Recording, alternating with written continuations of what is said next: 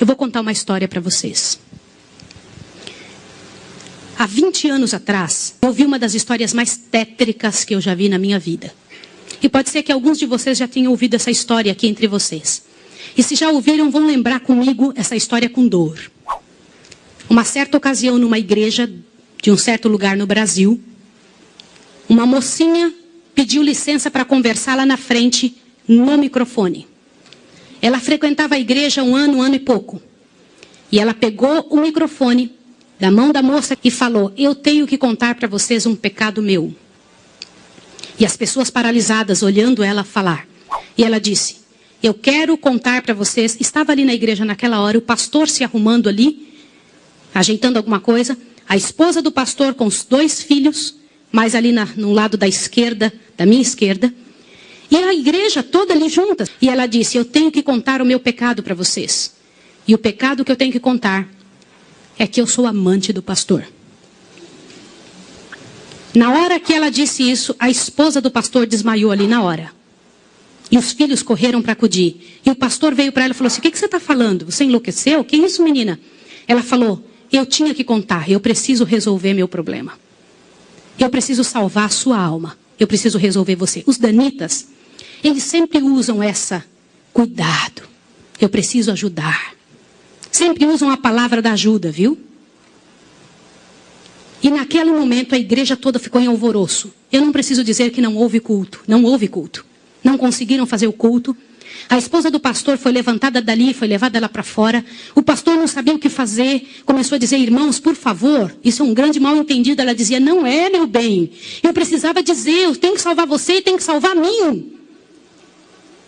E ela foi levada para um quartinho, a esposa do pastor foi atrás e começou a conversar com ela, e falou com ela, e foi um alvoroço muito grande. E ela disse: olha, eu vou te provar que isso é verdade.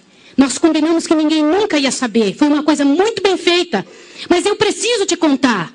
E falou para a esposa do pastor: prestem bem atenção no que eu vou dizer. Falou: só tem uma maneira de você me acreditar, vem aqui. O seu marido tem uma marca na genitália dele. E a marca é assim, assim, assim. E a esposa olhou para ela e acreditou nela na hora. Sabe por quê? Porque aquele pastor nunca tinha tido contato sexual com nenhuma pessoa, só com sua esposa. Eles se casaram virgens. E ela disse: ninguém sabe disso. Como é que essa moça sabe? Consegue imaginar o que é isso? E ela também nunca tinha contado isso para ninguém.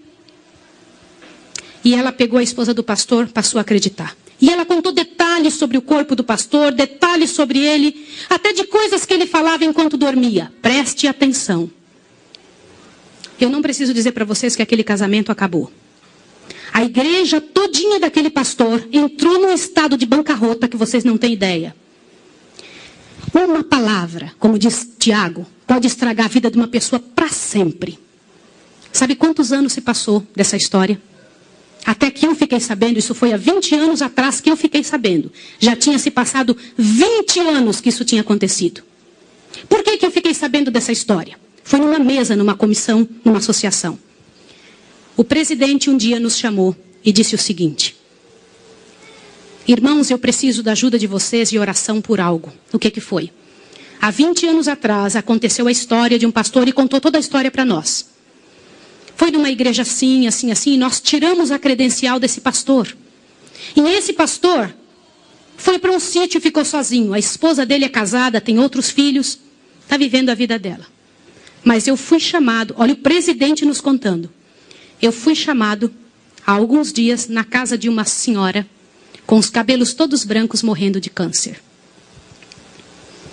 E essa mulher morrendo de câncer pediu muito para falar com um pastor. Mas tinha que ser o presidente da igreja. E eu fui até lá porque eu sou o presidente. Quando eu cheguei lá, a mulher me contou que ela tinha sido a moça que tinha falado aquilo do pastor. A amante, a suposta amante do pastor. E ela contou para o presidente que ela havia inventado toda essa história.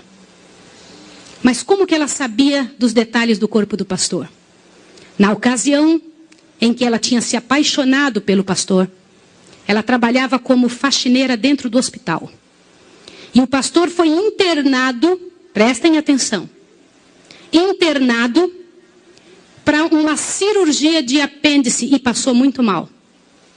E ela era amiga de uma enfermeira. E entrou dentro do quarto junto com a enfermeira, destampou o corpo do pastor e olhou o corpo do pastor todo, durante o tempo em que o pastor estava dentro do hospital em coma. E quando o pastor falava algumas coisas, ela ouviu o que o pastor falou e ela olhou os detalhes do corpo do pastor e guardou. Satanás plantou na cabeça dela 1 ano e ela formulou e acabou com a vida do pastor. E o presidente pegou uma credencial, foi lá no sítiozinho onde o pastor o coitado daquele pastor, o caluniado, estava, e chegou para ele e falou, junto com uma comitiva dos irmãos: pastor, eu vim aqui te entregar a sua credencial de novo, nós descobrimos que era mentira. Sabe qual foi a resposta do pastor, irmão? O pastor disse assim: vocês me devolvem minha família e meus filhos também? Vocês me devolvem minha reputação? Se vocês não devolverem junto, eu prefiro ficar aqui. E esse pastor, uns dias atrás, eu soube que ele morreu lá naquele lugar. Quem foi a assassina daquele pastor? Não foi só aquela mulher, foram todos que falaram junto. Porque, gente, quando acontece um inferno desse, uma multidão de gente sofre, uma multidão de gente machuca, fica machucado. Meus irmãos, vocês me perdoem ter que falar sobre isso, mas é verdade. Existem muitos lugares que eu tenho muito medo de pregar, mas eu vou igual se me chamam. Porque eu vou falar uma coisa para vocês. Ontem à noite eu comentei que a vida de quem prega essas verdades é altamente prejudicada. Uma coisa desse tamanho é passada de boca em boca, de forma que apareça o inferno no final. Será que existem danitas no nosso meio? O céu é um lugar tão fabuloso. Não vale a pena, meus irmãos. Não vale a pena. Deus tem mais para a nossa vida. Tem mais coisas para ocupar a nossa mente, para fazer parte do nosso vocabulário, para nós pensarmos a respeito das pessoas. Vamos fazer um exercício? Pense bem da pessoa que mais mal você sabe dela. Imagine isso agora. Sabe o que vai acontecer com você? Teu coração vai se encher de paz. Porque é isso que acontece, gente. Se você não for capaz de abrir a sua boca para trazer paz para a vida de alguém, não abra a sua boca para trazer o inferno para a vida de quem quer que seja. Jesus ama as pessoas pecadoras e miseráveis. Todas aquelas que pecaram horrivelmente, Jesus ama. E Ele tem mais para oferecer para nós. Eu vou pedir uma coisa em nome de Jesus essa manhã.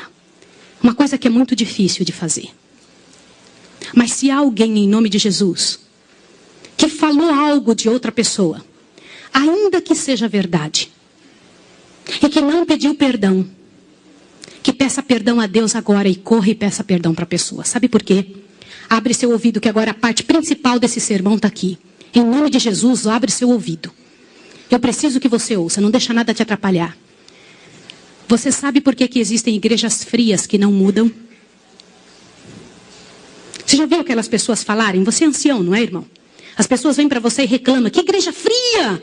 O que está acontecendo? O que não acontece? Nada muda! Vocês sabem por que isso? Alguém sabe? Gente, a principal razão, e eu vou ler para vocês agora ali. A principal razão porque a igreja fica fria é por causa da presença dos danitas. Eles são aptos a trazer veneno para a cabeça e o coração das pessoas. Abre a sua Bíblia em Tiago 3. Leia, por favor. Tiago 3. Leia em silêncio. E pede para Deus encher o seu coração. Olha o que diz aí.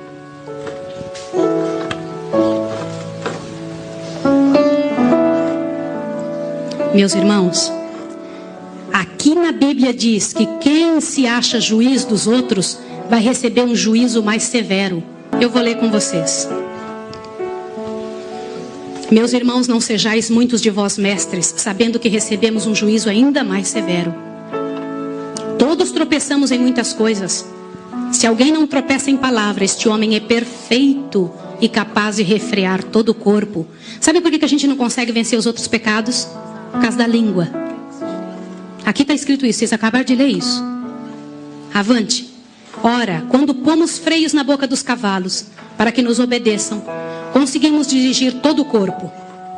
Vede também os navios que, sendo tão grandes e levados por impetuosos ventos, como um pequenino leme, se voltam para onde queria o impulso do timoneiro.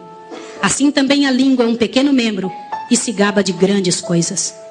Vede quão grande bosque, tão pequeno fogo incendeia. A língua também é fogo, mundo de iniquidade situada entre nossos membros. Ela contamina todo o corpo, inflama o curso da natureza e é por sua vez inflamada por quem? Pelo inferno. Irmãos, em nome de Jesus, quando algum irmão vier falar mal de quem quer que seja, ainda que você saiba que é verdade, ore com essa pessoa, peça por ela, peça por você, porque não só Satanás está usando aquela pessoa, mas está tentando encontrar em você um meio de te acabar com a sua história e te levar a ser um danita também. A diferença em nome de Deus para quem se entrega. Vocês sabem, quando a gente tem 20 anos de idade, a gente se preocupa com o que os outros pensam a respeito da gente. Quando a gente tem 40, a gente não se importa com o que os outros pensam a respeito da gente. Mas quando a gente tem 60 anos, a gente descobre que as pessoas nunca pensaram em nós de verdade.